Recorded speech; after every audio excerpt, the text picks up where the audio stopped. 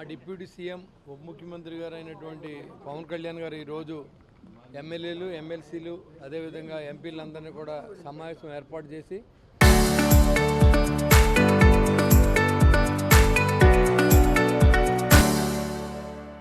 రాబోయే local bodies ఎలక్షన్స్లో మీద పార్టీ నిర్మాణం మీద మొన్న ఏదైతే మన అన్ని చోట్ల ఎంపీ కాన్స్టిట్యున్సీల్లో మరి దరఖాస్తుల స్వీకరణ మీద ఎలాంటి స్టెప్ వేయాలి అనేది ఒక యూనిటీగా పనిచేసి మనం దీన్ని ఎదరికి తీసుకెళ్లే ఉద్దేశంతోనే మీటింగ్ జరిగింది తప్ప ఇంకా దాని మించి ఏమీ లేదు. ఆయన కూడా ఈరోజు నుంచి 5 రోజులు ఇక్కడ ఉండరు, హాస్పిటల్కి వెళ్తున్నారు.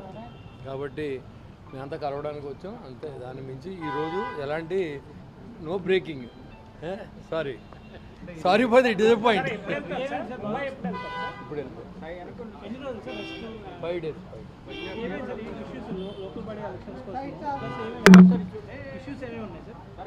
No issues.